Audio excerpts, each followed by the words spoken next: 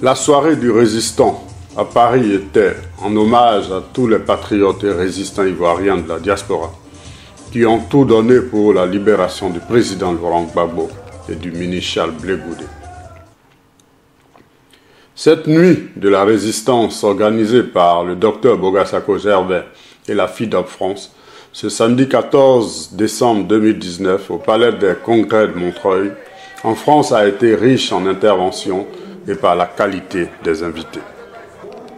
Cet événement a débuté par l'arrivée des invités, au nombre desquels nous pouvons voir M. Raphaël Dagbo, président de l'Association des Amis de Laurent Gbagbo, M. Pascal Lobo, président du nouveau parti pour le Rassemblement, le NPR, M. Christian Vabé, président du RPCI-AC et patron d'Ivoire Business, le président Gadi Sedi Saint-Joseph, M. Serge Kassi, Mme Georgette Nicalo, présidente du FPI France, les ministres Koulibaly Issa Malik et Eric Kaye, M. Jean-Pierre Brade, ex-député de Seine-Saint-Denis, M. Michel Tabanou, maire adjoint de Fontenay-sous-Bois, pour ne citer que ceux-là.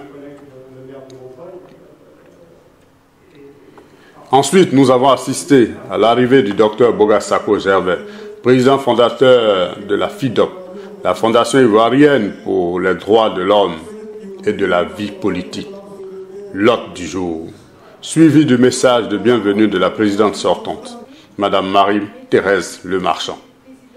Prenant ensuite la parole, le docteur Boga va exposer sur les différentes phases de la résistance des Ivoiriens de la diaspora, rendre hommage à sa présidente sortante pour enfin investir le nouveau président de la FIDOP France, le docteur Mathias Néant, qui à son tour a présenté son bureau exécutif.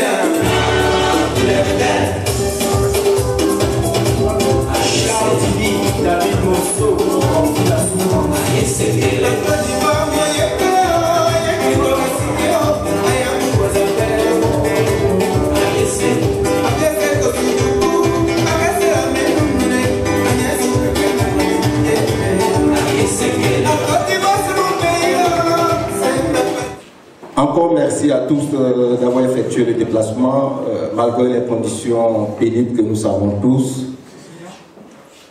Le président, tout à l'heure, a présenté des excuses du comité d'organisation et toute la FIDOP pour ce retard. Nous allons nous évertuer à rattraper le temps. Et très rapidement, je vais aller vous présenter le programme de cette soirée dédiée à la résistance. En fait, il y aura 3 cérémonies proprement dites. D'abord, il y aura la cérémonie d'investiture. Ensuite, il y aura la cérémonie de dédicace du nouveau livre du docteur Boga-Sako. Mais bien avant, il y aura des échanges sur la présidentielle 2020 en Côte d'Ivoire. Donc voici les 3 éléments clés qui vont meubler cette soirée. Nous aurons l'occasion de revenir là-dessus plus en détail. Il serait intéressant que le président le docteur Bogassako Gervais présente cette structure. C'est ce qu'il va faire maintenant avant d'investir effectivement le tout nouveau bureau. Docteur Bogassako. Froideur avec laquelle il a présenté les ministres de façon glaciale. Quand quelqu'un était ministre dans un pays, ça veut dire que c'est le sommet, parce que c'est le gouvernement qui décide de l'avenir de la nation. Et donc, même quand on a été ministre et qu'on n'est plus en fonction, on le demeure. Parce qu'au plus haut niveau de la République, on a servi son pays. Je voudrais saluer le ministre Issa Malik, directeur.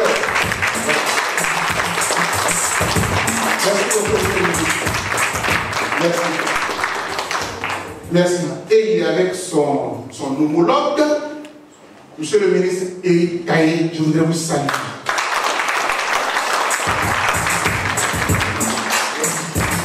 Et de sorte que les autorités françaises qui sont là comprennent bien que dans notre tradition africaine, d'abord nous avons un grand respect pour les autorités, parfois même dans la plupart des églises, même on prie pour les autorités, même si de temps en temps elles violent les droits de l'homme, mais on prie pour elles quand même, parce que ce sont les autorités qui gouvernent. Donc parfois on prie pour elles, on a beaucoup de respect pour ces personnalités-là. Donc de même, je voudrais saluer monsieur le maire, je voudrais saluer monsieur le député et vos épouses. Merci beaucoup. Saluer la présence du président de la FIDOP venu de l'Angleterre. Je voudrais saluer M. Jean Lax, de l'Angleterre. La plupart de nos collègues, celui des États-Unis par exemple, avaient bloqué son billet, mais bon, les Américains, ils envoient chaque fois des messages à leurs ressortissants pour dire qu'en ce moment la France n'est pas bonne à vivre. Et donc ça, je vous le dis parce qu'ils m'ont envoyé même les messages qu'ils recevaient de leur ministère des Affaires étrangères. Et parce qu'il est national américain. Puisque c'est vrai, il est ivoirien, mais il a la nationalité. Et donc, voilà, suffisant, voilà. Donc, on n'a pas pu venir. Je voudrais, vous allez voir que, parce que quand je vais commencer le PowerPoint direct, j'aurai du mal à couper, mais la plupart des visages qui sont là, qui sont familiers, je voudrais vraiment saluer toutes les personnes qui ont effectué les déplacements pour être là, surtout celles qui sont venues par nous de loin. J'ai des amis et frères qui sont venus de Bruxelles. Je voudrais saluer le frère Tapé Brouguira et toute sa délégation. Voilà. Merci beaucoup, ma chère Idriss. Merci. Quand je vais là-bas à Bruxelles, il m'arrive de dormir chez elle avec son époux. Mesdames et messieurs, une soirée du résistant. Il faut que j'explique. Surtout pour nos amis, parce que ce sont les amis du docteur Néant, ces personnalités françaises-là. Pourquoi résistant? On résiste à quoi? Pourquoi comme ça on résiste? Mesdames et messieurs, je sais que vous êtes pénétrés de l'actualité et vous le savez très bien. La Côte d'Ivoire, notre pays, a traversé des moments terribles. Terribles. Les grandes puissances ont décidé de frapper notre nation. Comme un petit pays de 322 600 km², 600, un petit pays, comme ça, nous sommes des Noirs, on est Africains, on est Ivoiriens. Comment la grande France peut s'intéresser à ce petit pays? Il y a un problème, il faut qu'on aille comprendre. Depuis, de toute façon, on a été indépendant en 1960, mais c'est pas vraiment, on n'est pas libre, on n'est pas indépendant. Et donc, de plus en plus, dans notre génération, dans notre pays, il y a une idée de rébellion qui est en mouvement contre l'ancienne puissance coloniale. Mais en 2010, il s'est passé une catastrophe. Parce que la France a osé. Elle a osé. Et le président Laurent Gbagbo disait dans un ouvrage publié par François Mattei, journaliste français, il avait tout pensé, sauf ce qu'a fait le ministre, j'allais dire le président Nicolas Sarkozy. C'est-à-dire qu'il est allé au-delà. Il est allé au-delà. Donc notre résistance, en réalité, c'est contre tout ce système impérialiste. Nous résistons. Et nous allons résister jusqu'au bout. Ils ont osé nous l'arracher. Ce président qui a été élu par les Ivoiriens. En 2010, il s'est présenté à une élection. D'abord, il a été attaqué en 2002. La France n'a rien dit. Moi, je suis enseignant à l'université de Bouaké. les rebelles se sont basés à Bouaké. La France s'est interposée. Un peu après Tiébissou. Mais après, en réalité, elle n'a pas fait mieux. On a signé des accords de défense avec la France depuis 1961. Il fallait les activer. Surtout que les rebelles sont venus du Burkina Faso. Et à l'heure C, il y avait des Burkinabés. Mais comme c'était la volonté de Chirac à cette époque, ils ont dit non, c'est une crise ivoiro-ivoirienne. On n'intervient pas. Et puis, par derrière, ils ont activé la rébellion. Aujourd'hui, on sait tout. Parce que Guillaume Soro a changé de camp. Donc tout se sait désormais. Et la France nous a fait ça. Mais parce qu'elle nous a fait ça, du coup, comme de plus en plus il y a tellement d'intellectuels dans notre continent maintenant, on a commencé à aiguiser les consciences. En rappelant ce qui est arrivé à Lumumba, en rappelant ce qui est arrivé à Sankara, petit à petit. Et puis l'Afrique s'est embrasée. Laurent Gbagbo est devenu un héros africain aujourd'hui. Donc je ne suis même pas encore rentré dans le PowerPoint, mais comprenez un peu ce qui nous motive. On ne peut pas accepter cela. On ne peut pas l'accepter ni aujourd'hui ni demain. Et nous n'avons pas de soutien. Aucune puissance internationale nous a soutenus, puisque l'Amérique était d'accord avec la France. Et les autres puissances se taisent. Tant que c'est en précaré, on se tait, on te laisse gérer. On a été livrés à nous-mêmes. Mais aujourd'hui, quand je me promène dans toute l'Europe et aux États-Unis, la plupart des pays africains sont fiers des Ivoiriens. J'ai des amis camerounais qui sont là. Merci beaucoup d'avoir effectué le déplacement. Parce que les gens ont compris. Les gens ont compris. Que les Ivoiriens sont en train de marquer l'histoire de l'Afrique. De notre vivant comme ça devant nous, vous allez venir nous arracher notre président. Et puis l'envoyer à la haie. Et puis on est assis. Et puis on va prier. Non, on va agir. Et nous avons agi. Nous avons agi tellement que le juge de la CPI lui-même il s'est interrogé. Il ne comprend pas. On dit mais c'était criminel. Une fois je partais aux États-Unis, dans l'avion, il y a une steward là. Américain qui me dit oui mais monsieur, vous êtes en costume, vous êtes un politicien, je suis un militant des droits de l'homme. Je vais aux États-Unis pour parler des droits de l'homme, mon président est à la haie. Ah bon? À la haie? Mais c'était criminel. Et vous le soutenez? Aujourd'hui, interrogez le monde entier. On a inversé la tendance. Wow. Parce que Laurent Gbagbo a fait tout. Et ça, c'est cela la résistance. Donc quand on fait cette soirée-là, au-delà de tout ce que ça a pu nous coûter, parce qu'on ne fait pas parler des congrès comme ça, là on est assis, on a assis 3 000 euros un chef. Comme ça, comme ça. Mais notre résistance le vaut, le mérite.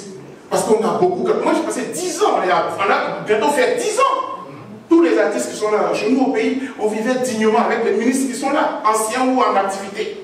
Mais aujourd'hui, on est obligé de se promener de pays en pays, de maison en maison, parce qu'on cherche la libération de notre pays. On résiste et on est fiers de résister. Je voudrais commencer par saluer mes collaborateurs qui ont fait tout, mes pieds pour que nous soyons là ce soir. La présidente sortante vient de s'exprimer. J'ai des collègues qui sont là et tout. Je voudrais saluer particulièrement le membre de la FIDOP qui a fait le sacrifice de nous offrir cette salle. C'est un membre. Je voudrais qu'on le salue avant que je ne le présente plus tard. Donc ils sont là. Oui, ils sont tous à la tâche. Hein. C'est pour ça qu'on parle trop parce qu'il y a le temps là-dessus. Excusez-moi, toutes m'excuses. Quand on organise, parfois, voilà, on se sacrifie pour les inviter. Donc, je vous invite par la suite. Alors, je voudrais, la soirée du résistant, je l'ai expliqué, mais quand on pose la question à un Ivoirien aujourd'hui, qu'il soit aujourd'hui de plus en plus maintenant, qu'il soit du côté de M. Ouattara, de M. Bédier, le premier résistant parmi nous, en Côte d'Ivoire, naturellement, on va citer Laurent Gbagbo. Ah oui. Donc je voudrais lui rendre hommage à tous les patriotes et le patriote des patriotes, naturellement au président Laurent Gbagbo. Je voudrais qu'on salue cet homme. Je voudrais qu'on le salue. Je voudrais qu'on le salue. Je voudrais qu'on le salue. Je voudrais qu'on le salue. Je voudrais qu'on salue cet homme.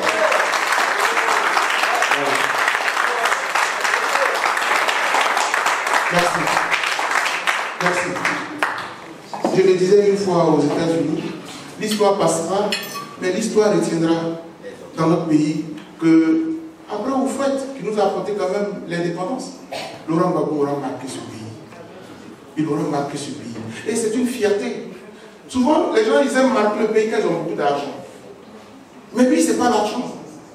Nous autres, on était étudiants, il nous a changé les mentalités. Dans notre pays, on ne parlait pas, il y avait le parti unique. La liberté d'expression était verrouillée. C'est ce monsieur qui a osé braver Houphouët et qui nous a permis aujourd'hui. Moi, je fais droit de l'homme. En Côte d'Ivoire, tu peux faire droit de l'homme? Tu ne peux pas.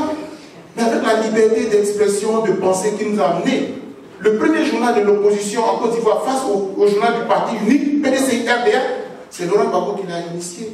Donc ce monsieur, il aura apporté beaucoup à notre pays. Donc les gens peuvent dire ce qu'ils veulent sur lui, hein, mais pour nous, il reste une icône irremplaçable.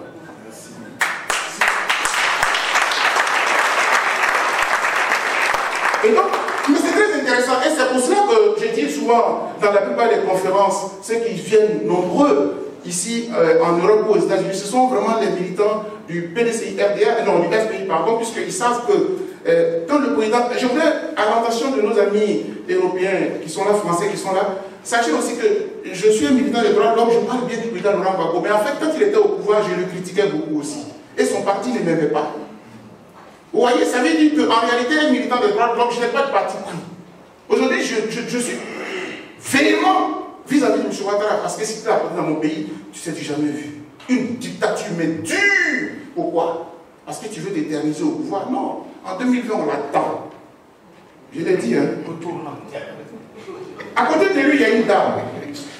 Dans mon je suis au 6e livre. Donc, dans le 5e livre, mon 5e livre, que j'appelle Afrique Liberté, conditions pour une Afrique libre et émergente, vous pouvez le trouver sur Amazon. Il a été publié par les universités, la presse, non, les universités européennes basées en Allemagne.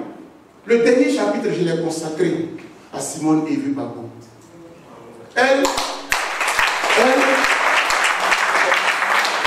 merci. Les femmes, quel pays applaudissent?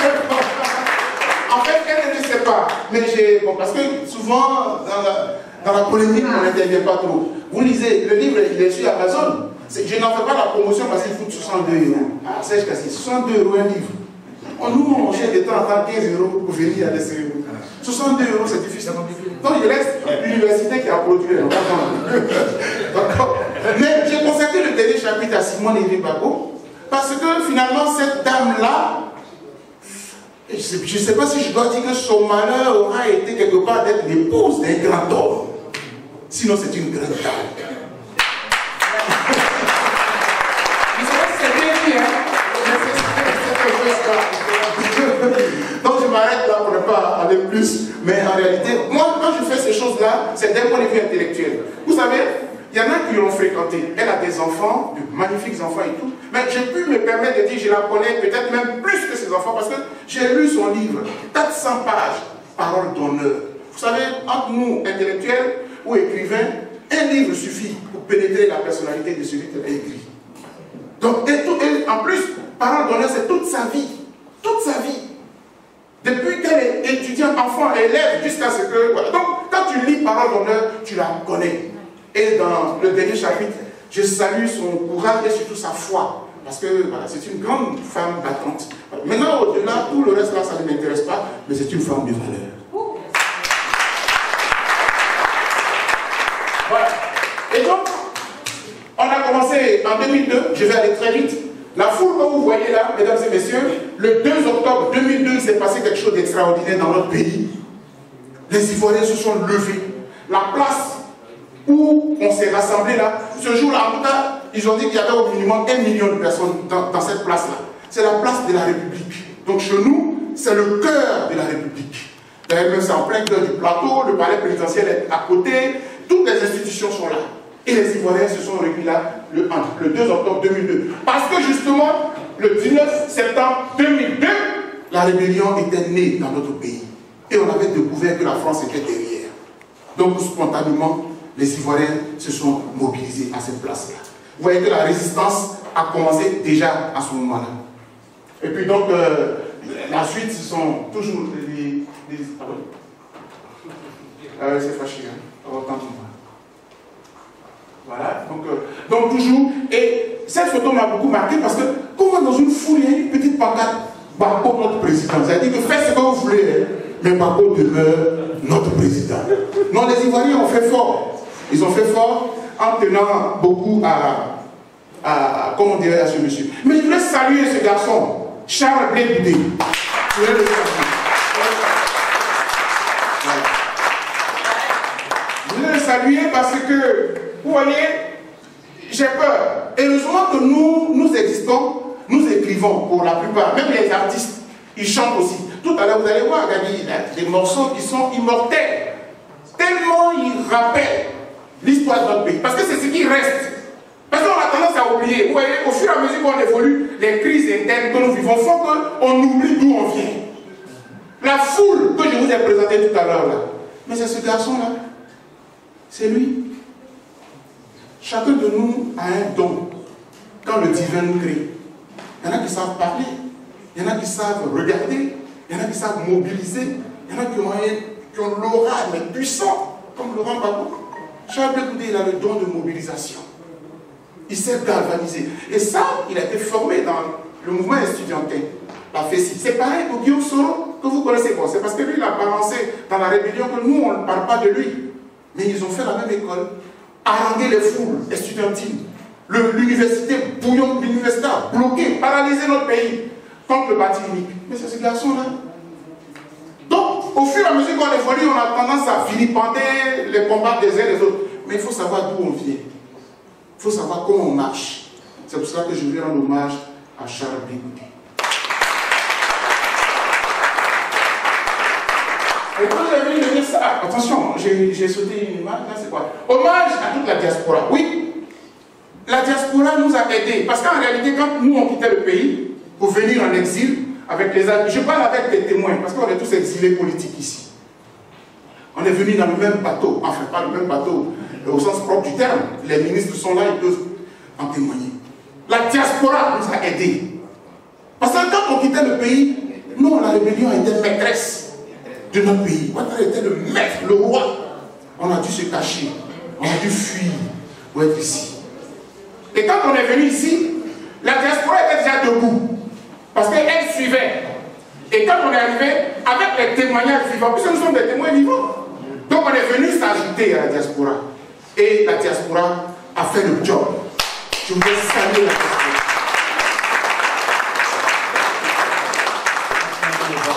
Et voilà, vous voyez des images comme ça.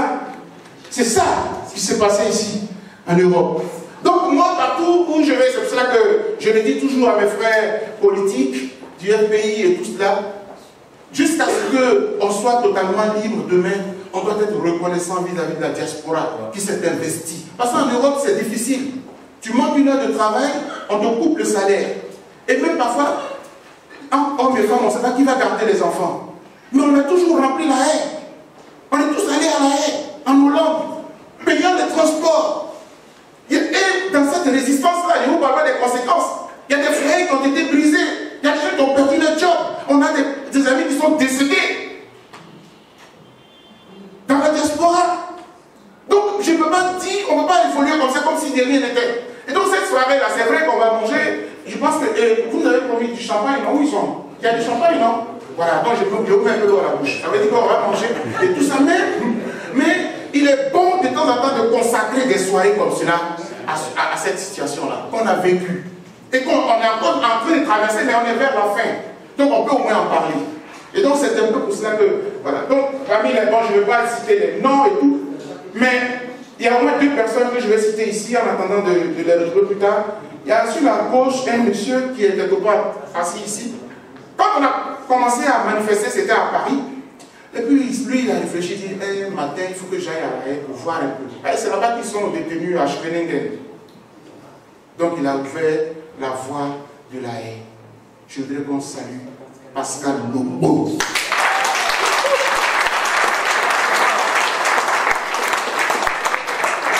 Voilà. Et puis bien entendu, un peu en bas à droite, il est là. Il s'appelle... comment il s'appelle le français? Abel Naki. Ah non, je ne dois pas oublier son nom.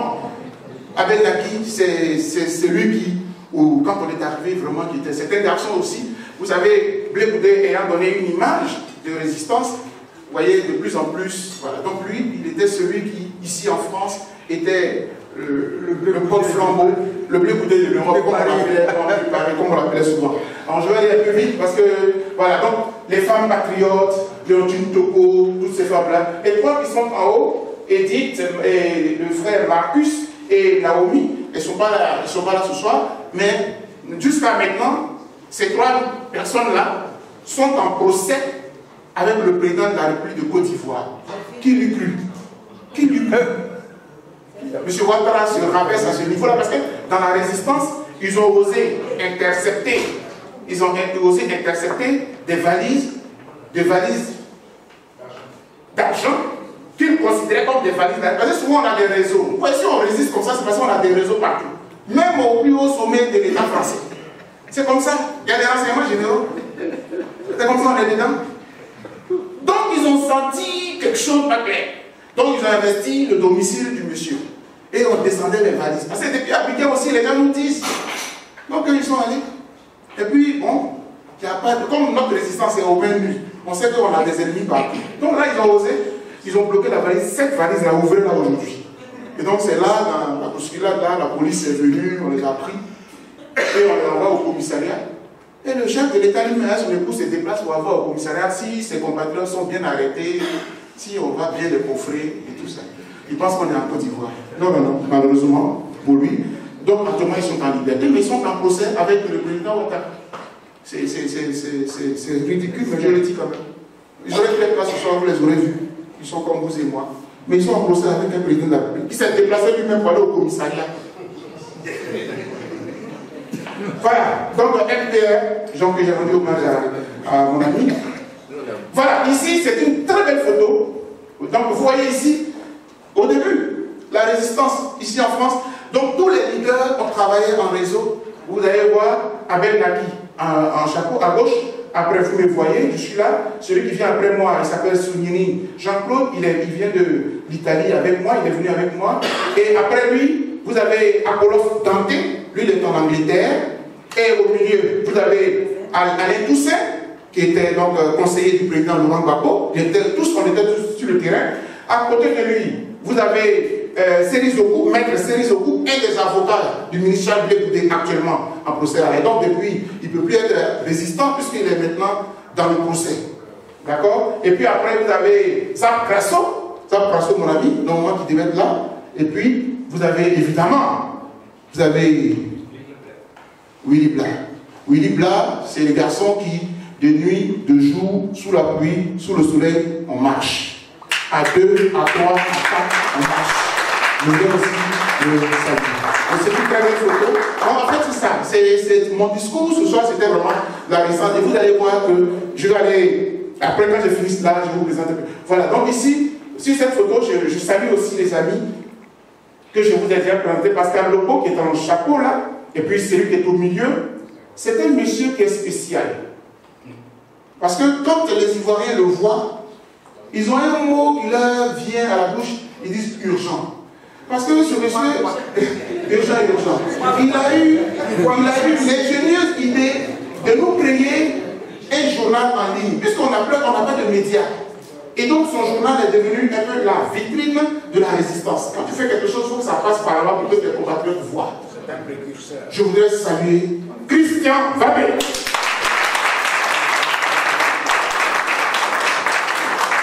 Le journal s'appelle Ivoire Business. Quand vous allez là-bas, vous pouvez voir tout ce qui se passe sur la Côte d'Ivoire, mais il n'est pas égoïste, même quand ça vient de M. Ouattara, je présente quand même.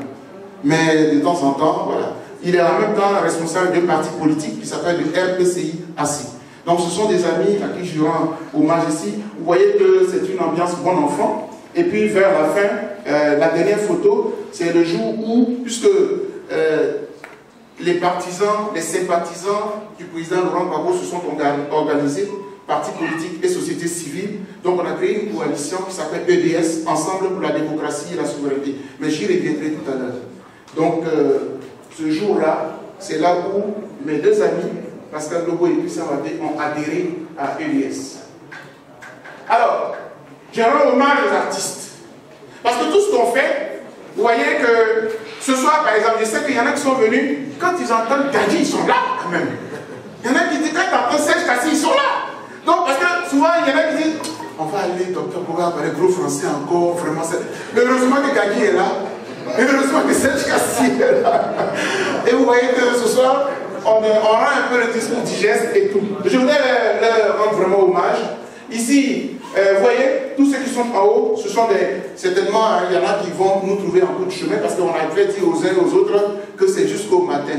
Donc, ne soyez pas surpris que après, les gens arrivent au passage. Il y a la représentante du parti du président Laurent Gbagbo ici en France qui fait son entrée. Elle fut ma collaboratrice aussi au sein de la FIDOP France, vice-présidente même de la FIDOP France. Je voudrais saluer Negalo Georgette. Voilà. Donc je disais, voilà, merci beaucoup, chère. Et puis elle a sa collaboratrice avec elle, Madame Boissy, bien sûr, ma très chère amie. Bonsoir. Donc vous voyez la photo qui est devant l'ami Gadi Seli et les artistes résistants. Libérer notre président. C'est pas le président, tu vois, après ici, comme la fille, ce morceau-là, tu peux le mettre en petit morceau quoi, pour qu'il l'entende un peu. C'est toi qui décides. Je n'ai rien à demander au président, c'est lui qui décide. Mais vous voyez, donc Gadi Seli, au passage, je voudrais dire à nos autres, surtout nos autres Français, en fait l'histoire de l'artiste qu'on aime bien appeler le King, Gadi Seli, c'est une longue histoire. D'abord, dans notre pays, c'est un grand footballeur qui nous a ramené la première Coupe d'Afrique en 1982. Et il était même un bon joueur. Il était le capitaine de l'équipe nationale de Côte d'Ivoire. Gadi Seli, c'est nous-mêmes. Voilà. Voilà. Et donc, en plus d'être un footballeur, il avait ce talent-là en lui. Et puis, il a décidé de le mettre. Mais quand il a chanté, mon Dieu, d'abord, sa force, c'est que toutes les femmes ivoiriennes ont adhéré là. Il est devenu star, totalement. Donc, je voudrais te saluer. T'as vu que tu n'as pas eu le temps de venir, non? Merci. Merci. Tout à l'heure, il va chanter. Merci. Merci beaucoup. Et donc, en bas aussi, je ne sais pas si ces amis-là pourront trouver un moyen de déplacement pour venir, mais je voulais saluer les filles de Saïd. Dans la liste, Gadi Seli, qui était footballeur, grand chanteur, et puis en plus, il a été le président du conseil d'administration du Burida. Le Burida, c'est un peu comme en France ici, comment on appelle ça? La SACEM. Il a été le président de la SACEM, donc du Burida chez nous. Donc, c'est un président. Et quand il arrive ici, en exil, il a réuni autour de lui la plupart des artistes de la résistance. Donc, tout ce que vous voyez, il y a Abou Gadier, il y a Maga Dindin, il y a François Kensi, il y a Maëli Ba, évidemment Serge Kassi est là avec nous, il y a Pablo Yua, et puis il y a les Djiz, les deux frères Djiz. Et donc, j'ai salué les filles de Saïwa en bas. Je salue aussi Touali, un garçon qui est toujours à la haine. Et puis, naturellement, je salue Cheryl Oelelo. Oelelo, c'est ça. Voilà. Donc, j'ai salué les artistes. Ah, bon, il y a un qui n'est pas... C'est mon ami, il faut que je le salue. Voilà. John Yale, Gifis. Je le salue parce qu'on a commencé ce combat et en Italie. Il est plusieurs fois venu me rendre visite, la plupart des conférences que je faisais. Donc, je le salue. Aujourd'hui, il est à Abidjan. Alors, je voulais saluer aussi les cyberactivistes, les hommes des médias.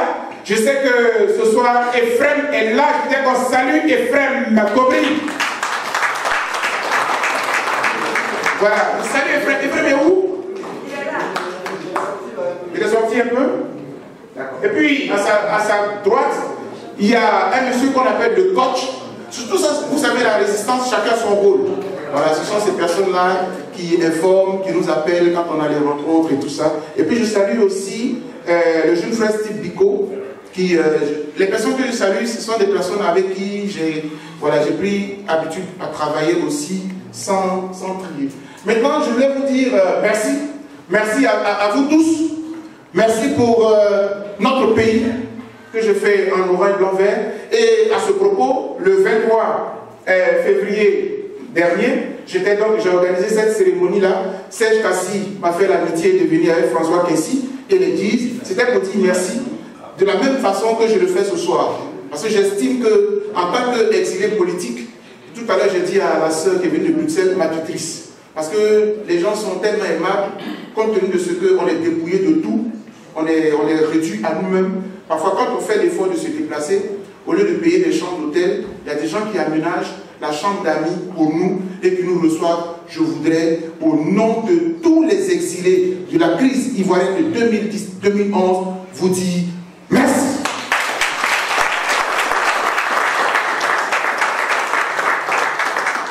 Bon, alors, oui, alors maintenant, on va parler, donc 2 secondes rapidement.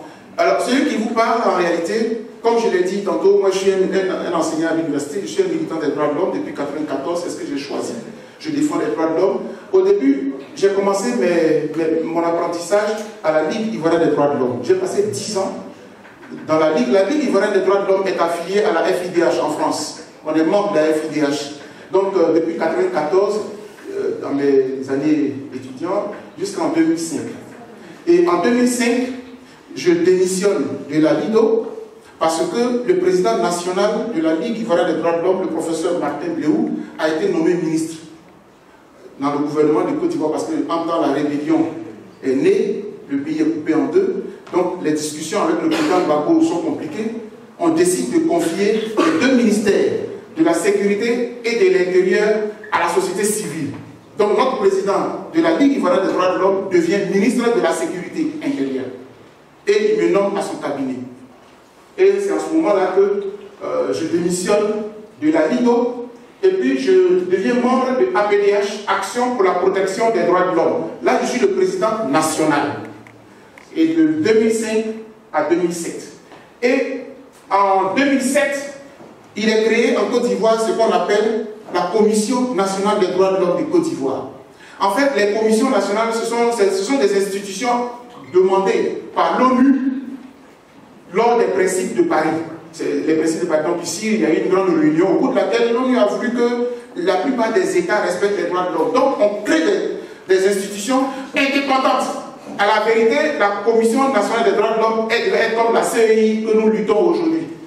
Indépendante, avec des personnalités de la société civile qui soient capables de critiquer le pouvoir. Ils sont là pour un mandat. Lorsque les mandats finissent, ils partent. De sorte qu'ils soient vraiment libres de faire leurs critiques.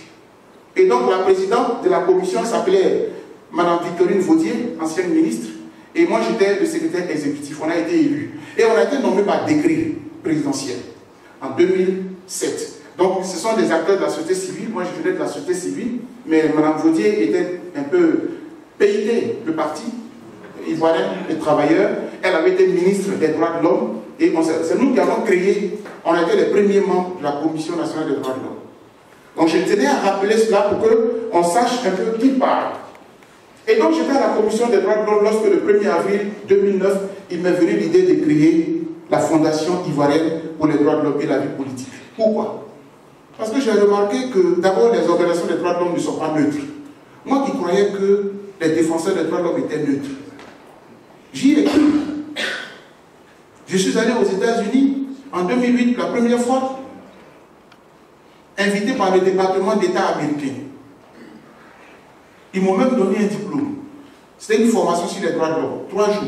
J'ai été logé à Washington. Très bien. Mais lorsque la crise de mon pays éclate, comment est-ce que la communauté internationale s'y met? Mais parce que les organisations des droits de l'homme sont envoyées en mission. Elles ont pour mission de commencer à diaboliser celui qu'on va attaquer. Je suis bien placé maintenant pour en parler. C'est pour ça que j'ai écrit les livres.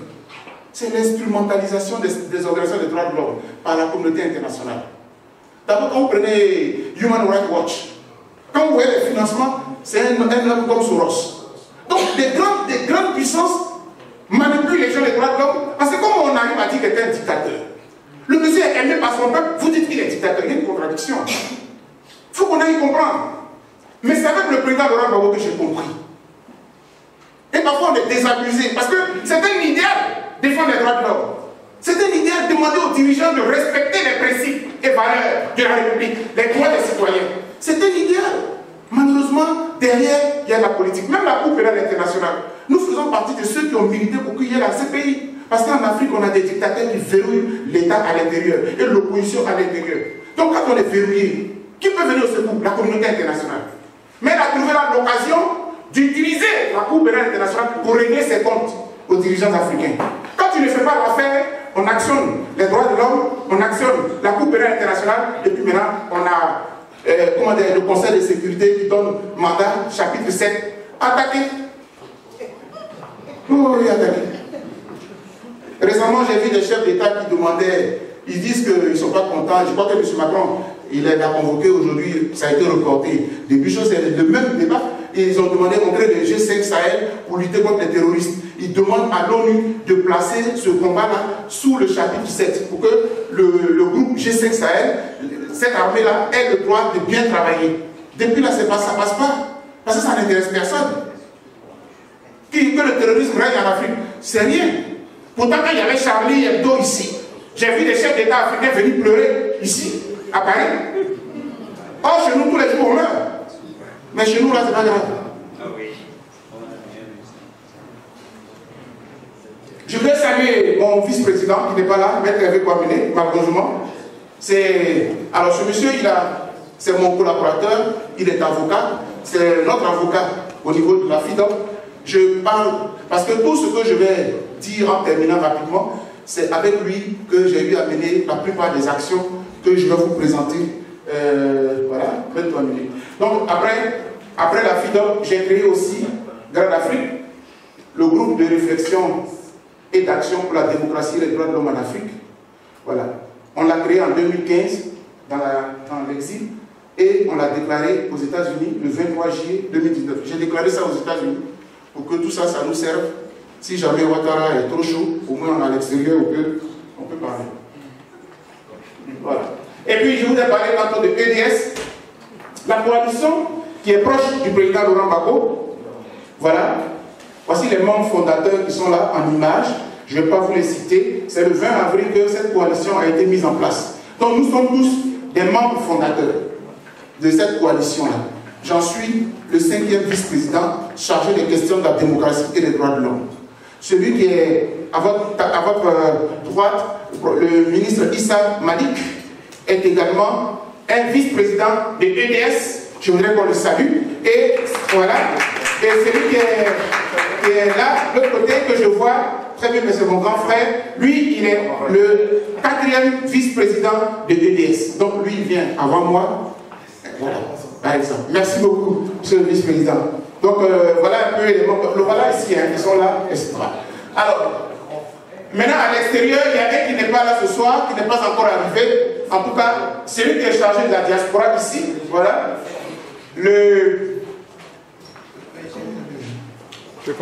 Oui, le président Stéphane Kipré. Voilà, il s'est excusé, je pense qu'il va connaître un retard. C'est lui qui est le 3e vice-président chargé de la diaspora. Donc au niveau de l'extérieur ici, c'est lui. Et puis notre président est là. Voilà, ça c'est une belle photo, hein, parce qu'on est en mouvement là, vers le pouvoir. Parce qu'on a le pouvoir comme ça. Donc ici, vous avez le président de EDS, le professeur Georges Ama-Wanyé. Vous voyez là le ministre Éric Taé, bien entendu. Et puis vous avez ici Pascal Lobo qui est membre de EDS, mais évidemment derrière, l'autre n'est pas loin, il s'appelle Christian Babé. Et puis vous avez le King Dadi Seli. Voilà. Et puis bon, là on suppose que dans cette mallette-là, on a tout le trésor, quelque chose comme ça. Voilà. Je voudrais très rapidement vous rappeler, alors, je suis venu en exil, mais avant de venir en exil, quelles sont les actions que nous avons posées lorsque la crise a éclaté en 2010 ? Parce que c'est en 2010 que je viens en exil. Qu'est-ce qu'on a pu faire? Très rapidement, je vous rappelle ça, je vais aller très vite. D'abord, quand la crise a éclaté, en 2010-2011, on attendait quelque chose, une médiation. C'est-à-dire que nous sommes de la société civile, notre pays est attaqué, et il se trouve qu'il y a 2 présidents. Le président Laurent Gbagbo est déclaré vainqueur par le Conseil constitutionnel. La communauté internationale reconnaît M. Ouattara. Quand on est de la société civile, qu'est-ce qu'on fait? On tente de voir rencontrer les 2 personnalités pour dire trouver une solution. J'ai écrit aux médiateurs, j'ai écrit à eux tous, j'ai écrit au président Laurent Gbagbo, j'ai écrit à ceux qui étaient à l'hôtel du Golfe. Et le président Laurent Gbagbo m'accorde une audience le 20 décembre 2010 avec d'autres membres de la société civile. Et donc nous allons le rencontrer. Et les gens de l'hôtel du Golfe, ils ont refusé de me répondre. Bon, ils n'ont pas répondu.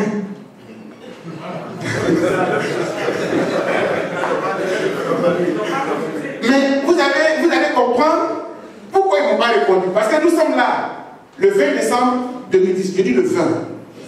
Mais parce que auparavant, il y a eu des actions. C'est que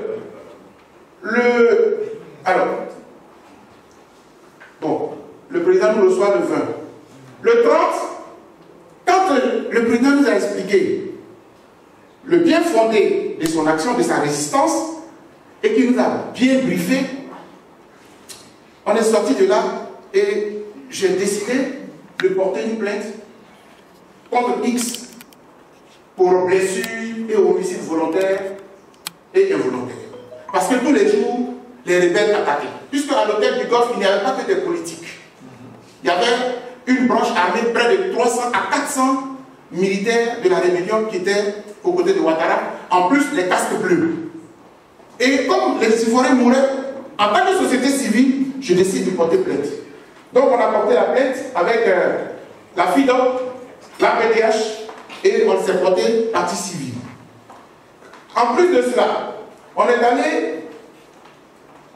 je suis allé avec une délégation à Abuja, précisément le 24 décembre 2010. C'est-à-dire vous faire un rappel rapide des actions qu'on a posées. Notre pays est bloqué. Il y a deux personnalités qui disent qu'elles sont présidentes de la Côte d'Ivoire. Donc on allait à Abuja pour déposer une plainte devant la Cour de justice de la CEDEAO. Mais là au moins, on a eu quand même raison.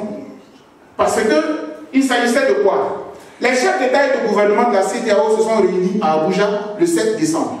Donc je vous dis que le président Laurent Gbagbo prête serment le 4. Le 7, ils font une réunion. Parce que vous savez comment la communauté internationale fonctionne.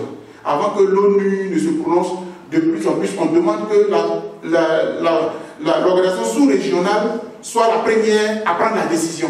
De sorte que quand vous prenez la décision, on monte au niveau de l'Union africaine. Et puis après, ça descend à l'ONU. Et l'ONU a la force pour dire oui, mais la CEDEAO a condamné. Donc, moi je suis ce que la CEDEAO a dit.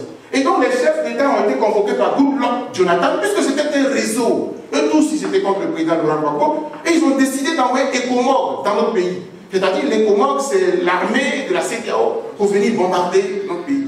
Nous on dit, mais comment une crise politique, au lieu de la raison d'un point de vue politique, vous décidez de bombarder. Et donc nous, société civile, on a déposé une plainte à Abuja. Et on a gagné le procès. Donc ceux qui sont venus intervenir, ce n'est plus ECOMOG.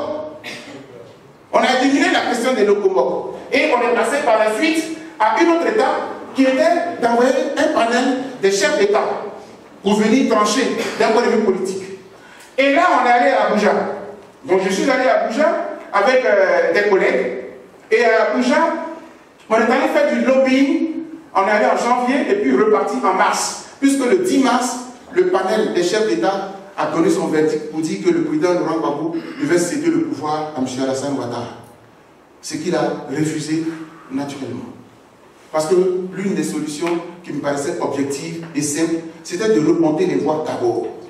Si on remontait les voix pour s'assurer que Laurent Gbagbo avait vraiment perdu. Or, l'ONU s'est aboutée sur un seul argument, c'était de dire il y a eu un certificateur des Nations Unies dans votre pays, lui seul, sa parole est divine. Tout le reste est zéro.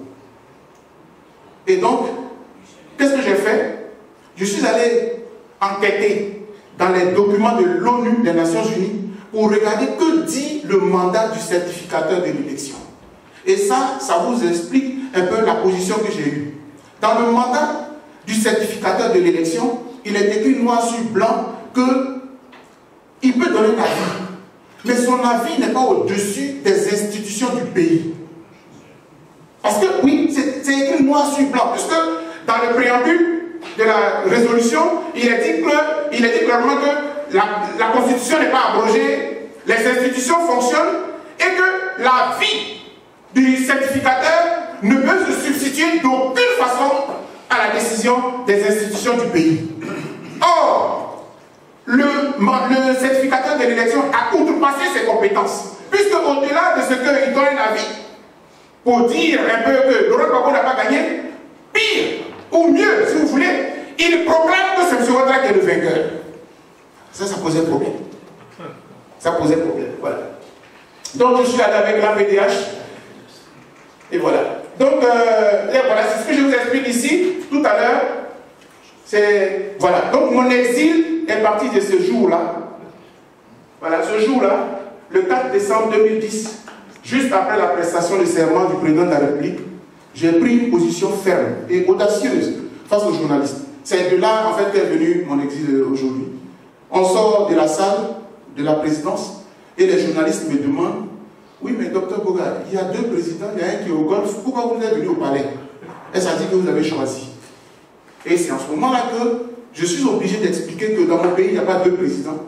Quand je regarde les textes de mon pays, quand je regarde la valeur du Conseil constitutionnel de mon pays, je ne peux pas admettre qu'il y a deux présidents dans mon pays.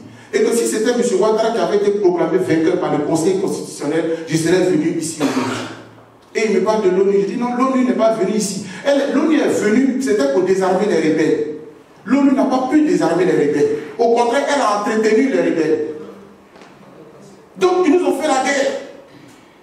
Donc, notre résistance est partie de là. Et donc, à partir de là, bon, donc jusqu'à ce qu'on se retrouve ici. Et voilà. Et donc, après, il y a eu des émissions qui ont été créées parce que, quand je dis cela, la première émission s'appelait donc Raison d'État. Raison d'État, donc on a créé une émission où, pour renforcer la résistance, la plupart des intellectuels, même des juristes, venaient pour expliquer la situation. J'ai été le tout premier avec Awa Eboura pendant 2 heures après le journal télévisé. Là, j'ai signé mon arrêt de mort, mais en même temps, j'ai accepté de le faire. Parce que j'ai dévoilé tout ce que le Conseil de sécurité a fait dans notre pays, etc., jusqu'à ce que... Donc, je l'ai fait à la télévision et puis après à la radio, avec celui qui a créé l'émission qu'on appelle Raison d'État. En réalité, c'est M. Paul Daupuy. C'est lui qui a créé cela, donc c'était à la radio. C'était un journaliste de la radio. Et puis bon, voilà, jusqu'à ce qu'on arrive. Voilà, merci beaucoup. Et puis maintenant, dans l'exil, bon, je vais aller très très vite parce que, voilà, il y a eu des conférences un peu partout en Europe et aux États-Unis. Je vais courir dans la plupart des pays, bon, d'accord. Voilà. Mais ici, je vais m'arrêter un peu. Parce que là, c'était un acte fort, que je note moi-même fort. C'était audacieux de rédiger un courrier adressé au pape. Adressé au pape. Je le dis parce que si on arrivait là aujourd'hui, il y a beaucoup de choses combinées. Ce n'est pas tombé du ciel. J'ai dit que chacun de nous dans son domaine, les artistes, les marcheurs, les écrivains, les conférenciers, chacun de nous, tout cela combiné pour qu'on ait le résultat qu'on a eu. Je suis en Italie et puis nous apprenons, parce que je réside en Italie, nous apprenons que M. Ouattara va être reçu par le pape Benoît XVI. Ah, c'est compliqué. Et puis maintenant, c'est une aubaine. Comment on fait pour que le pape connaisse la vérité de notre pays? Parce que quand le pape te reçoit, il venait d'être investi, et puis il va être reçu par le pape. Et puis je suis en Italie. Si on était à Paris, on aurait rapidement lancé le mot d'ordre, et puis on se serait retrouvé au Vatican. Mais en Italie, c'est compliqué. À l'époque, c'est très compliqué. Lui, il était en Italie, maintenant il est en Angleterre. Donc c'est compliqué. Et donc je décide d'adresser un courrier au pape Benoît XVI pour lui dire ce qui se passe. Tenez bien, nous sommes le 16 novembre 2012. Là, Ouattara est tout puissant. Il vient d'arriver, adoubé par la communauté internationale. Il écrase les pro-Gbagbo et il passe. Et donc cette complainte, c'est en même temps le chrétien qui écrit, mais en même temps quelqu'un qui dénonce. C'est pour ça que j'appelle ça une complainte. Je vais vous la lire, et puis j'aurai terminé avec les actions de la FIDOC, et puis faire l'investiture. Parce que les paroles que j'ai utilisées, c'était une inspiration divine assez forte. Donc je vous lis ce courrier, cette lettre que j'ai rédigée, et j'ai été reçu par le protocole du pape au Vatican, et je lui ai remis non seulement le courrier, mais des documents, des photos. Parce qu'à l'époque, on avait des photos des tueries, des massacres des rebelles quand ils venaient du Nord. Et donc tout ça, ça nous a aidé un peu. Donc je dis au pape, Saint-Père, de sources officielles, nous apprenons que votre sainteté, qui incarne l'Église catholique conformément à la sainte volonté du Seigneur Jésus-Christ, s'apprête à recevoir le vendredi 16 novembre 2012 de 10h30 à 11h30 dans ce haut lieu béni du Vatican, le Saint-Siège, M. Alassane Dramane Ouattara et son épouse Dominique, accompagnés de certains de leurs proches. Une messe serait même demandée par ce couple à la fin de cette journée du 16 novembre dans une église de Rome. Saint-Père, en tant que chrétien catholique, je ne peux que me réjouir de cette visite, comme beaucoup de mes frères en Christ. Parce qu'étant des pécheurs comme tous, les Ouattara ont aussi droit à la miséricorde de Dieu. Mais je m'en réjouis surtout parce que je reste persuadé que celui que vous incarnez sur la terre, qui est la vérité, la justice et le pardon, saura toujours vous guider et vous inspirer afin que vous puissiez parler à ce dirigeant et à son épouse. Car leurs cœurs sont endurcis par la vengeance et la haine à l'égard de millions d'Ivoiriens dits pro-Gbagbo et leurs mains sont couvertes de sang d'innocentes victimes. Ça, je l'ai écrit au pape. Saint-Père, en notre qualité de militant des droits de l'homme et au nom de la Fondation ivoirienne pour les droits de l'homme et la vie politique, comme de célèbres organisations internationales des droits de l'homme, telles que la FIDH, Amnesty International, Human Rights Watch, nous avons essayé en vain de présenter à cet homme que la France de Nicolas Sarkozy, son ami, a imposé à la Côte d'Ivoire et aux Ivoiriens, suite à l'élection présidentielle du 28 novembre 2010, nous avons essayé de lui dire tous les massacres et atrocités que lui et son régime du Rassemblement des Oufouettistes pour la démocratie et la paix, RATP, font vivre aux populations.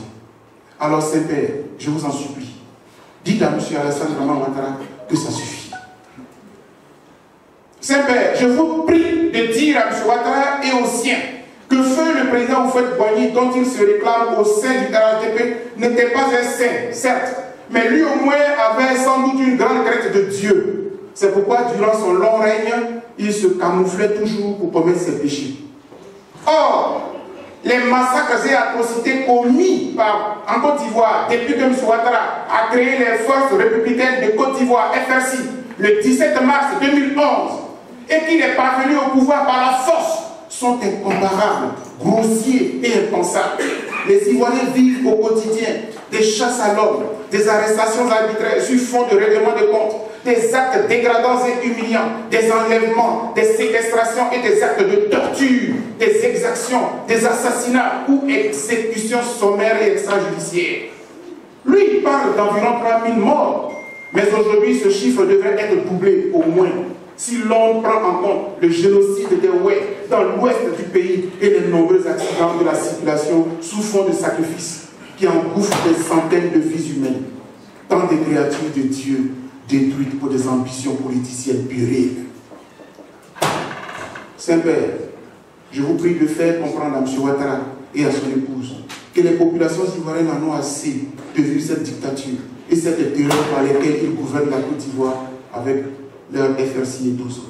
Trop c'est trop, selon le slogan de campagne propre au RHDP. Saint-Père, dites-leur, je vous en prie, que la paix et la réconciliation entre les filles et fils du Nord, du Sud, de l'Est et de l'Ouest, ou du Centre, sont encore possibles dans ce pays, à condition qu'ils le veuillent eux-mêmes, sincèrement, en mettant fin aux tueries quotidiennes, en libérant tous les prisonniers politiques, en facilitant le retour des exilés au plan juridique et social, et en favorisant l'état de droit et l'expression de la démocratie. Nul doute que la Côte d'Ivoire renouera très vite avec la prospérité. Et enfin, Saint-Père, c'est en fondant ma conviction et ma foi sur le fait que vous représentez pour la Côte d'Ivoire et les Ivoiriens l'ultime opportunité pour sauver encore des vies humaines dans notre pays et de nous épargner plusieurs autres troubles sociaux et même une guerre civile toujours en couveuse, que je me réjouis de cette audience qu'il vous a plu d'accorder à M. Alassane Dramane Ouattara et à son épouse Dominique. Saint-Père, je vous prie enfin de saisir cette occasion pour redorer l'image de notre Église catholique quelque peu écorchée dans cette longue crise ivoirienne. Amen.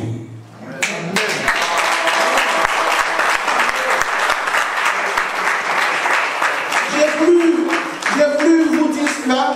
Ce sont des choses, ça existe, c'est dans un de mes livres. Parce qu'il faut que l'histoire le retienne. Ça donne des larmes aux yeux, on a beaucoup souffert. Aujourd'hui, on a pu s'asseoir, parler ici. Mais ce sont des atrocités. Sinon, on est mort. Serge Kassé a failli être tué. Le Agadis a failli être tué. Moi-même, on me disait déjà mort. C'est Dieu qui nous a sauvés. Donc, je voudrais que l'histoire retienne ces choses-là. Et, bon, par la suite, la vidéo va faire un peu longue, mais par la suite, retenez aussi que, et je tenais quand même à le dire en finissant, toutes ces actions ont porté des fruits. Aujourd'hui, le président Laurent Gbagbo a été acquitté. Mais son acquittement a été aussi une bataille. Parce qu'ici, on dénonce les violations. Et après, on est passé à une phase où il fallait maintenant lutter pour que la CPI comprenne la vérité. Et je vous assure, mesdames et messieurs, que ce qui a fait qu'ils ont été acquittés combien de janvier là? Le 15 janvier, c'est là qu'ils ont été acquittés et puis le lendemain, ça a été confirmé. Donc le 15 janvier 2019, c'est que le juge italien, Cuno Cafusa, il a été troublé. Il ne comprenait pas comment un monsieur taxé des dictateurs, dehors il y avait toujours du monde. Et donc, par curiosité, il est allé chercher lui-même à comprendre. Et c'est quand il a compris qu'il est devenu rebelle vis-à-vis de la CPI. Parce qu'en réalité, c'est ce que nous avons réussi. On a réussi à... Parce que nous, on n'avait personne de la CPI. On a toujours considéré que la CPI était un instrument politique à la sorte des grandes puissances. Mais comment ce juge est arrivé à les acquitter? Même aujourd'hui, quand la procureure demande appel, lui-même il répond dans les journaux. Si on me redonne encore ce procès, je vais encore les acquitter. Ça veut dire qu'on a réussi à toucher ce monsieur parce qu'il allait comprendre. Il a cherché à comprendre. Il a cherché à comprendre. Donc je voudrais vraiment rendre un hommage et puis particulièrement dire aussi à mes amis et frères du FPI par exemple. Bon, c'est surtout dans la vidéo, mais comme je parle, il faut que j'arrête un peu le discours maintenant. En Italie, vous savez qu'on a gagné la bataille quand même en ce qui concerne les proches du président, de hautes personnalités ont décidé de lancer une pétition mondiale pour dire au monde entier que le président Laurent Gbagbo était innocent. Et c'est par là que je vais finir. Et en Italie, j'ai été désigné comme étant le coordonnateur général de la pétition en Italie. Ben ça c'est grâce à ton collègue, ancien représentant, M. Aimé Danon. Il se trouve sur une photo qui s'est mais ça fait un peu long. Donc, quand on l'a appelé à Abidjan, il a dit non, Dr Boga est avec nous ici, je voudrais qu'il soit le coordonnateur. Et j'ai coordonné. Nous avons sillonné toute l'Italie. Les photos sont là, c'est parce que je vais écouter le discours que, voilà, hein. Bon, il y a la grande marche, tout ça. Donc, de tous les pays, en dehors de la Côte d'Ivoire, tous les pays d'Europe, d'Amérique, l'Italie a été celle qui a remporté le plus grand nombre de signatures de la pétition. Plus de 2 millions de citoyens ivoiriens, italiens, etc. Vous savez pourquoi je finis par là? Je finis par là pour dire que Laurent Gbagbo a dépassé le cadre de son propre parti politique. Il a dépassé le cadre des Ivoiriens. Parce qu'en Italie, le miracle qui s'est produit, c'est qu'il y a une église qui m'a invité un dimanche, une église des Italiens, bourrée comme ça. Et puis j'ai le micro, je parle. Et puis l'autre traduit pour parler du président Laurent Gbagbo. Mais quand j'ai expliqué ce qui se passe, aujourd'hui, je leur dis, par exemple en Italie, vous luttez contre les migrants à Lampedusa, en Sicile. Mais vous n'avez rien compris. On nous chasse de chez nous. Où voulez-vous qu'on aille? On nous pollue, on nous asphyxie dans nos pays. Puisque nos pays sont riches. Mais la France ne peut pas nous lâcher. Excusez-moi, chers officiels. Mais c'est un peu cela. Elle ne peut pas nous lâcher. Parce que le français va nous prendre. Parce que notre pétrole, ça sert. Dans mon propre pays, l'eau est gérée par Bouygues. Le courant est géré par Bouygues. Comment voulez-vous que je prenne mon indépendance? Le jeune qui voit que le pays n'a pas d'ouverture pour lui, il préfère se sacrifier à la mer. Aidez-nous à prendre notre indépendance. Quand tu as fini de tenir tel discours, tous les Italiens se sont alignés pour aller signer la pétition.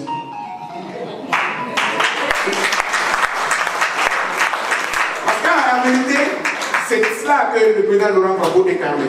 Donc, mesdames et messieurs, je voudrais... C'est vrai que j'ai voulu parler un petit temps, mais c'était surtout pour vous dire, je suis fier de ce que mes compatriotes et tous, nous avons réalisé pour notre pays. Le président Laurent Gbagbo n'est pas encore au parti, mais nous sommes très fiers de ce qu'on a abattu. Et donc, ce soir, on a voulu vous inviter pour saluer et rendre hommage à cette diaspora, rendre hommage à ces Ivoiriens, parce que nous avons donné une leçon à l'Afrique. Nous avons donné une leçon au monde entier. Si nous avions abdiqué, si nous avions croisé les bras, aujourd'hui, le monde entier n'aurait même pas su qui est Laurent Gbagbo. Très vite, quand on l'a déporté, dans la nuit du 29 au 30 novembre 2011, on l'aurait rapidement cloué, et puis c'était terminé. Mais au départ, on est tellement intelligent, on lance des mots comme ça. On veut l'empoisonner. Tout ça pour barrer le chemin de l'empoisonnement. Et maintenant, on dit oui, on veut l'asphyxier. Tout ça pour qu'on le lâche. Donc, il y a ça qu'on sait. Et tout ça, petit à petit, jusqu'à ce que on a demandé 13 fois la liberté provisoire. 13 fois. En 8 ans. On n'a pas pu l'obtenir. Et puis, un matin, miracle. D'abord, le 14 décembre 2018, ils font courir un bruit. Il va être libéré. Il va prendre la liberté provisoire. Tout Abidjan s'est levé. Tout Abidjan a jubilé. Et le lendemain, c'était faux. C'est ce qui a amené le juge italien à dire, comme ils ont fait sortir cette mauvaise nouvelle, cette fois-ci, je les piège. Il n'a pas donné le contenu de son verdict du 15 janvier. Il les a tous bernés. Arrivé devant le pupitre un matin, il dit, bon, quand j'ai regardé tout ça, c'est même pas la peine que M. Gbagbo envoie des témoins. Il est acquitté. Acquitté? Mais c'est le summum de la décision à laquelle nous nous attendions. Il est acquitté. Et puis quand le procureur a voulu parler, il dit non, calmez-vous. Si vous voulez, je vous donne 48 heures, allez réfléchir. Demain, on se retrouve. Et le lendemain, il a confirmé la décision. L'aberration, c'est qu'un acquitté, il est astreint à certaines conditions. Ce qui n'est jamais vu ni en droit français, ni en droit n'importe lequel. Quelqu'un est acquitté, il est libre. Mais lui, il est acquitté et puis on le met sous condition. C'est du jamais vu. Donc nous continuons encore le combat, mais nous pensons que là où nous sommes arrivés, nous avons gagné la guerre. Et c'est pour cela qu'en même temps que nous luttons pour qu'il ait tous ses droits, parce qu'en même temps il y a une élection qui arrive en 2020. Là, le président Laurent Gbagbo, quand il sort de prison, il est président, hein, automatiquement. Parce qu'ils ont accru sa personnalité, ils ont accru son audience. Aujourd'hui, il est plébiscité partout. Si bien que l'opposition, pour qu'elle soit crédible, elle est obligée d'aller à Bruxelles. D'abord c'était à La Haye, maintenant c'est à Bruxelles. Et le président du PDCI RDA s'est déplacé pour aller le voir à Bruxelles. Là, Guillaume Soro, il tourne la main. Bon, il ne veut pas le recevoir, il a ses raisons. Il est devenu finalement l'incontournable aujourd'hui. Et son parti est devenu incontournable aujourd'hui. Et le 21, nous allons démontrer encore, M. Ouattara, que l'opposition est puissante, elle est prête. Et je vais vous assurer, tranquillement quoi. Mais en 2020, M. Ouattara n'a qu'à, même on lui donne la CEI, il n'a qu'à prendre. La liste électorale, il n'a qu'à verrouiller, il n'a qu'à prendre. En 2020, il est battu. Parce que tous les sondages faites-les, tous les calculs faites-les, il ne peut pas. Là, il ne peut pas faire de miracle. Donc nous, on est prêts pour cela, et puis on est déterminés. Parce que, voilà. Donc je voudrais pouvoir m'arrêter là, et puis dire que si j'ai été un peu long, c'est parce que je voudrais vous faire voir ce que nous on appelait la résistance. Ça a été un combat de longue haleine, on a donné de notre cœur, on a donné tout. Tout ce qui est, voilà, ici en France, les gens ont tout donné pour que nous puissions faire cette résistance-là. C'est en cela que, voilà. C'est en cela que j'ai tenu à vous présenter ces questions-là. Et maintenant, en terminant, je voulais rendre un hommage à ma collaboratrice qui, ce soir, a rendu le tablier. Parce qu'entre-temps, dans les tournées, j'ai créé plusieurs structures de la FIDOP. Dans la plupart des pays où on m'a invité, j'ai créé des sections, voilà, à Zurich, ici, en Angleterre. Bon, je ne suis pas allé en Angleterre, mais c'est lui qui est parti en Angleterre, en Italie, en Allemagne, aux États-Unis et tout. Et donc, en France, quand je suis arrivé ici, j'ai rencontré cette jeune dame à La Haye, et puis elle m'a donné sa carte de visite. J'ai vu que c'était une battante, elle a une entreprise, elle se bat bien et tout. Je lui ai dit, bon, ben, je lui fais confiance, et je lui ai confié la FIDOP depuis le 21 juillet 2013. Elle a dirigé cette structure, et aujourd'hui, la délégation de France, elle a préféré la déclarer pour la rendre un peu plus autonome, donc déclarée en France ici. Donc la FIDOP a été déclarée en France depuis le 29 novembre 2019, récemment. Donc je pense qu'elle a mérité, elle a travaillé pour la FIDOP, et je voudrais, en tant que président fondateur, lui dire merci pour tout ce qu'elle a fait pour la FIDOP et lui rendre hommage pour ce qu'elle a fait pour la FIDOP.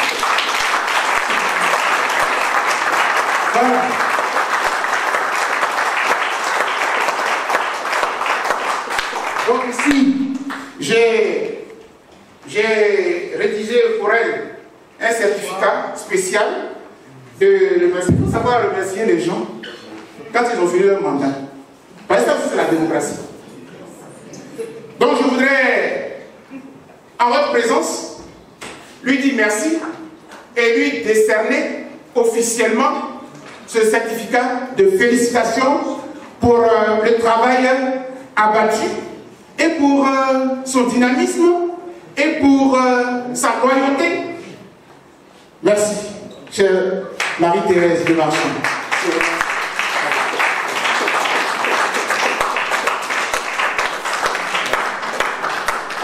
Voilà, merci voilà, il s'appelle Ebra.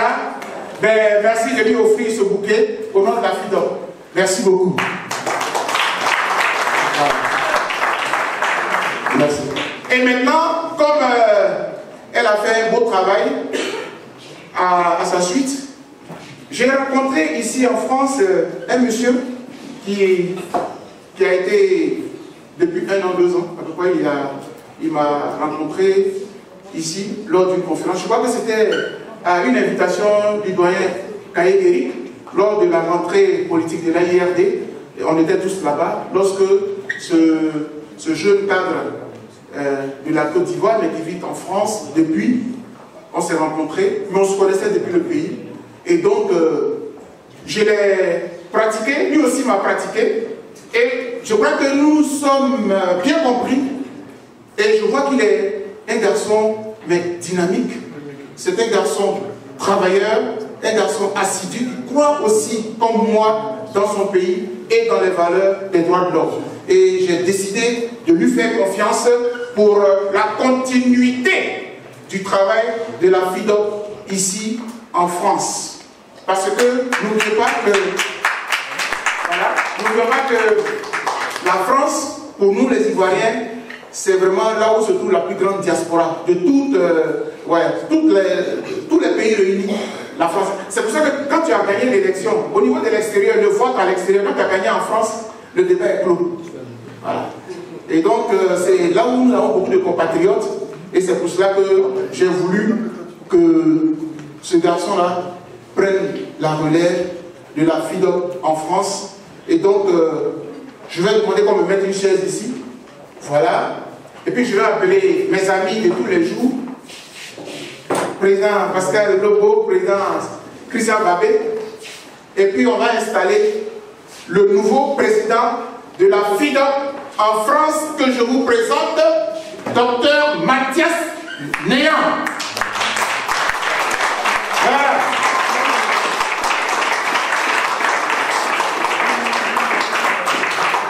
On va bien appeler docteur. Oui.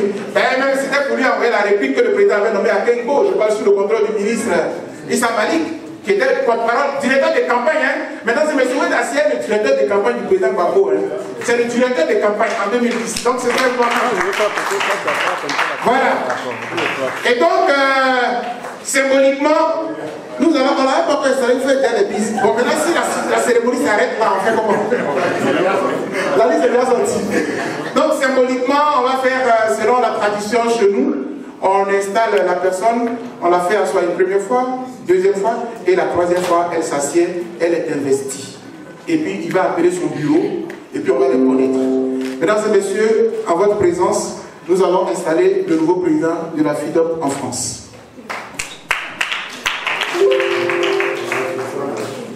Merci beaucoup. Voilà. Dans le cadre. Ok. Une fois, non, ça ne sent pas. La deuxième fois. Et la troisième fois. Merci beaucoup.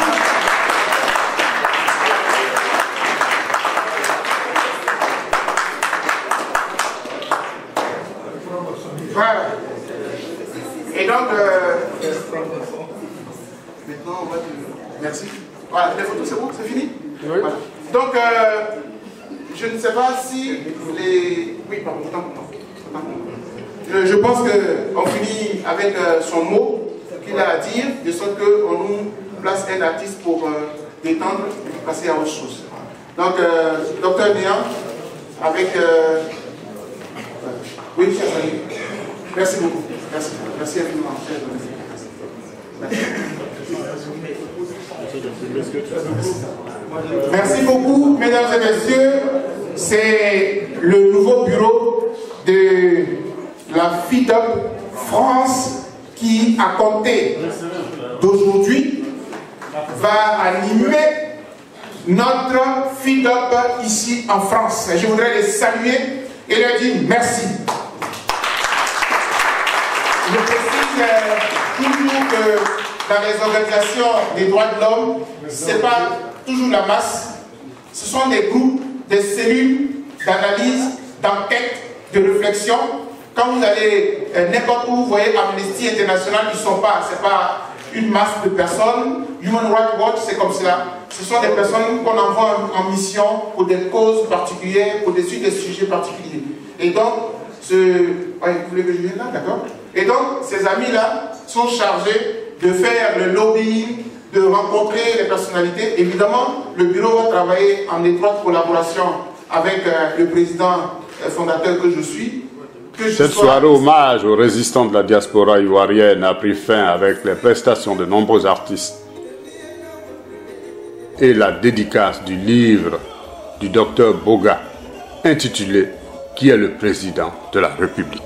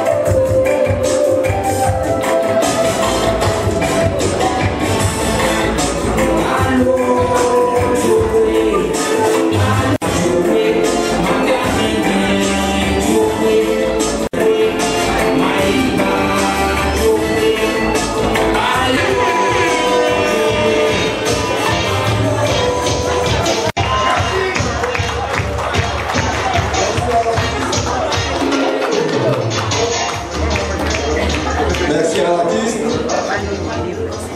Nous poursuivons le cours de cette soirée. Et dans quelques instants, nous allons procéder à l'ouverture du fait. Mais nous allons permettre à certains amis qui nous ont fait, puisqu'évidemment, il y a toute une série d'allocutions qui peuvent aussi cette soirée. Nous aurons beaucoup de discours. Et le premier qui sera invité à le faire,